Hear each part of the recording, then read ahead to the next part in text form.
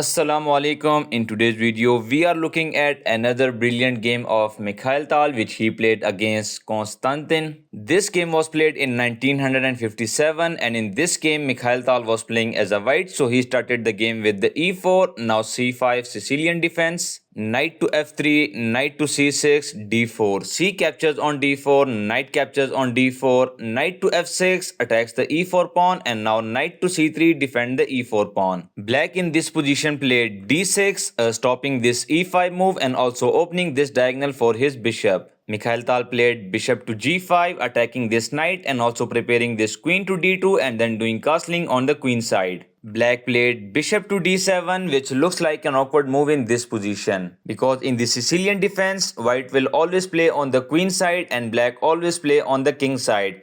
But on this move, black completely ignored his king side and he played bishop to d7. But why? Well, the reason is not bad, because he wants to play this rook to c8, placing his rook on this semi-open file. So now Mikhail Tal played queen to d2 as expected. Now knight captures on d4, queen captures on d4, queen to a5, attacking this bishop on the g5 square. And Mikhail Tal in this position captured the knight with the bishop captures on f6. Mikhail Tal knows that his opponent king is in the center and he will get an advantage if he disturbs this pawn structure on his king side. That's the reason why in this position he played bishop captures on f6. So black played g captures on f6, but if we go back, black can also play this e captures on f6. But that would be a blunder, because this move makes two weaknesses for the black. The first one is d5 and the second one is d6 square. d5 would be a big threat for the black because Mikhail Tal can place his knight on this d5 square with the bishop to c4 and then doing castling on the king side. And then this rook will be also guarding this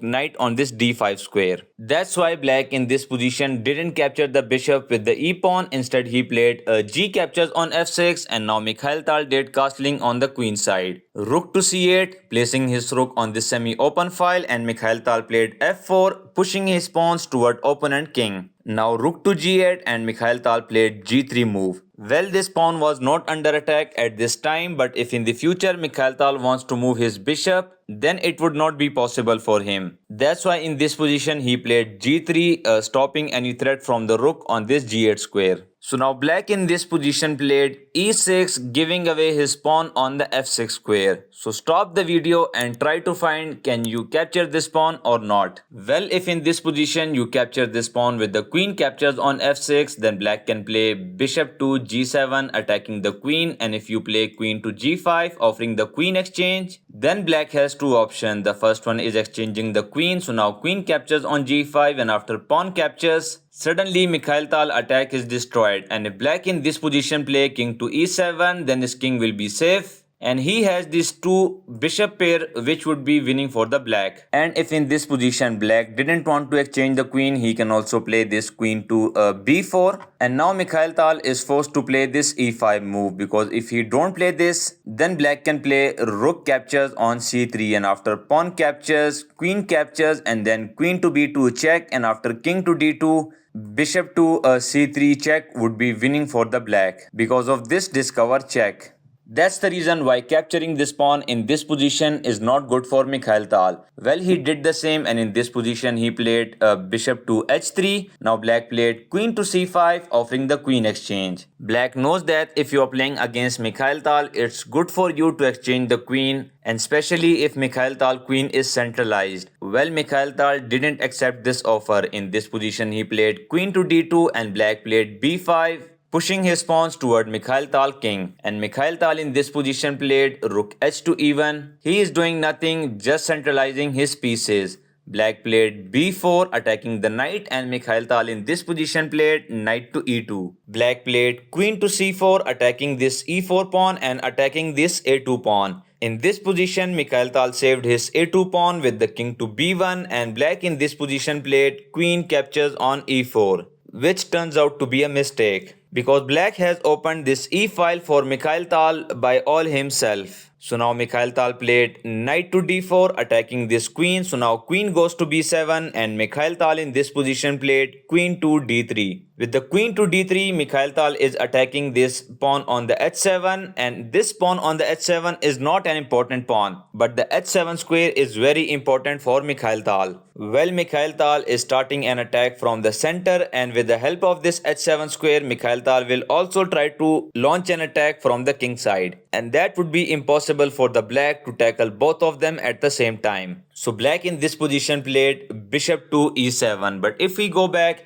it looks like that black in this position can play this rook to h8. But now Mikhail Tal can play queen to f5, attacking this f6 pawn. So now let's say you play bishop to g7, guarding this pawn. But now Mikhail Tal can play knight captures on e6, giving away his knight to open the center. Let's say black accepts the sacrifice with the f captures on e6, and again rook captures on e6, another piece sacrificed to open the center. Let's say black accepts it with the bishop captures, and after queen captures on e6 check, king to f8, and after queen captures on d6 check. This position is just winning for Mikhail Tal because of his opponent weak king. That's the reason why in this position rook to h8 is not the best move for the black. So black in this position played a bishop to e7, and Mikhail Tal played queen captures on h7, attacking the rook, and black saved his rook with the rook to f8. Mikhail Tal played bishop to g4, and this bishop to g4 move is stopping black from playing this king to d8. Because let's say if in this position you play king to d8, then Mikhail Tal can play bishop to h5, attacking this pawn on the f7 square.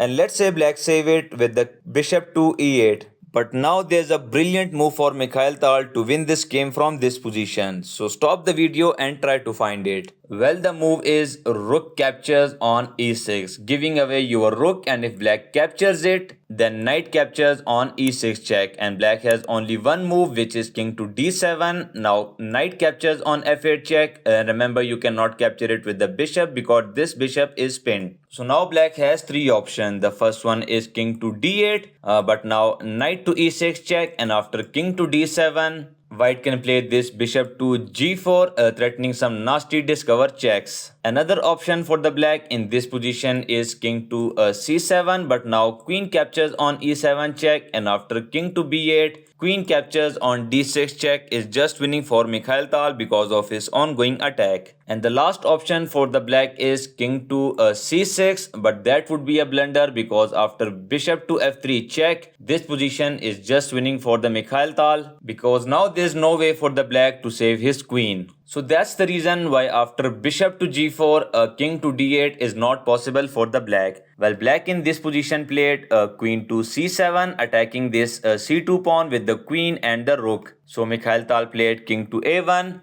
Now f5, attacking the bishop, and in this position Mikhail Tal played bishop captures on f5, giving away his bishop to open the center. And well, black happily accept the sacrifice with the pawn captures on f5, and here Mikhail Tal played a brilliant move of the game. He played rook captures on e7 check, giving his exchange sacrifice to open the center, and again black happily accept the sacrifice with the king captures on e7. Now rook to e1 check, king to d8, and after queen to h4 check, black played f6. Now queen to h6, attacking the rook, and in this position it's impossible for the black to save this rook. Well, if in this position black play, let's say rook to f7, then queen to h8 check, and after rook to f8, queen captures, bishop to e8, and after queen captures on e8, this is a checkmate. Another move black can play in this position is a rook to e8, but again queen captures on f6 check, and after rook to e7, queen captures on e7 is a checkmate. That's the reason why after queen to h6, saving this rook on the f8 is not possible. That's why black in this position played queen to a5, which is a very strong move for the black. Because now if Mikhail Tal made any small mistake, then black can make a comeback in this game. Well, let's suppose if Mikhail Tal in this position play queen captures on f8 check, and after king to c7, now Mikhail Tal queen is under attack. Let's say he play queen captures on f6, but now black can play a stunning b3 move,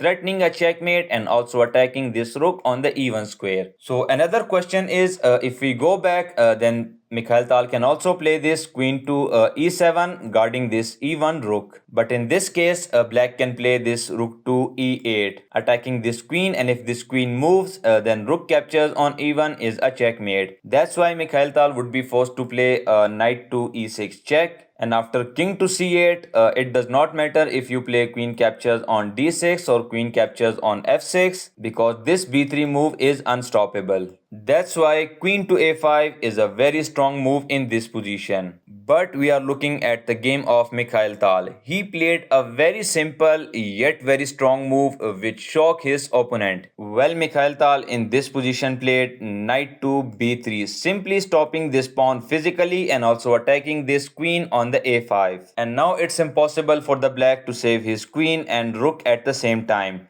That's why black in this position played queen to d5, but now queen captures on f8 check. Now king to c7 attacking the queen. So that's why queen captures on f6. Now rook to e8 offering a rook exchange, but Mikhail Tal didn't accept it. He played rook to c1. Now black played bishop to a4.